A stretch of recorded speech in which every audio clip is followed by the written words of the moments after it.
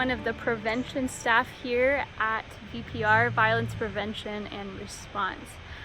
Today, we are going to talk about bystander intervention. And I'm sure a lot of you have heard this term thrown around. The reason we're going to talk about it today is because we think it's a really powerful tool to help end sexual violence. So some people think about sexual violence and they think about it as like a bunch of random incidents by these extreme people who made these acts happen.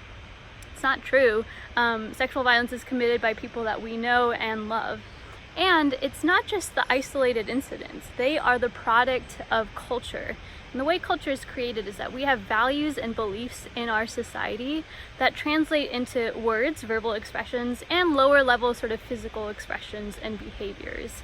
That ultimately translates into sort of the acceptance or sanctioning of sexual violence. So, not good, things that we don't love and don't want in our society. The question is, how do we disrupt that? How do we change that?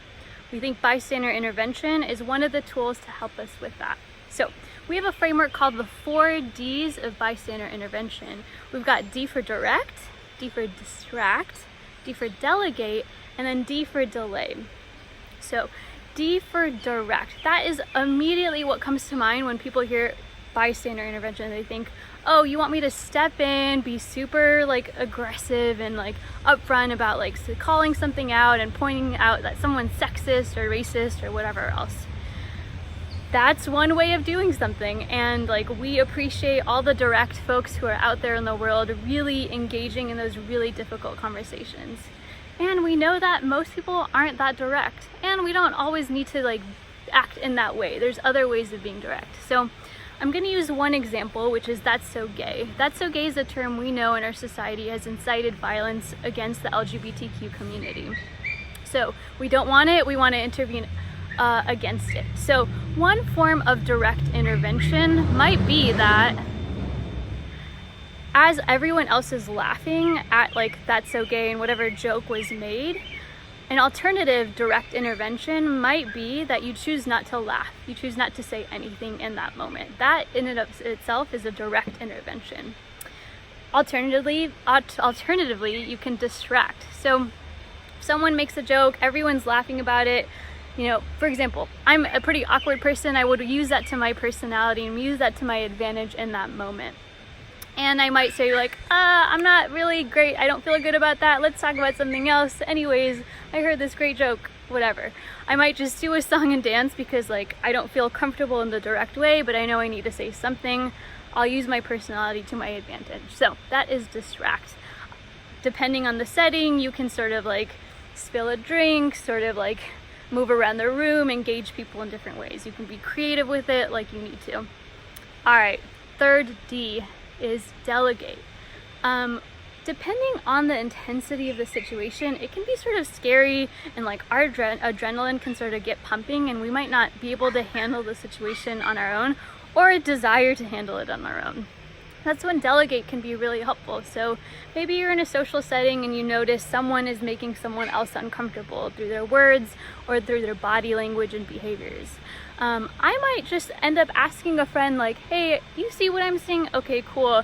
Let's go do something about it and hold hands and walk over together in our awkwardness, but knowing that at least we've got each other as a mutual sense of support in this moment.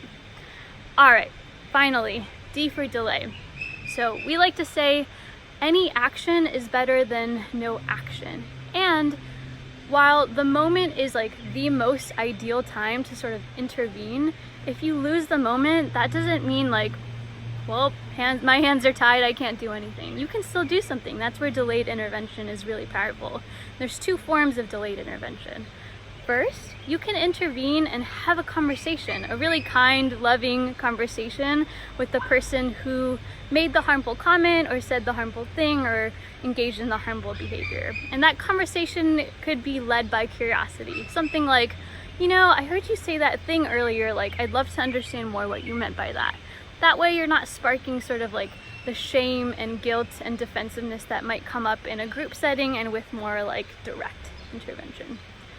Then there is the delayed intervening by just checking in with the people who you think were harmed in that moment. So For example, like I'm someone who reads people's body language and kind of eyes a lot. So I might notice like someone make eye contact with me when they hear something uncomfortable kind of get said. And so I might do something like check in with them after the incident to say like, okay, did you hear what I heard? Okay, yeah, me too. Don't feel great about it. I'm glad we had this conversation.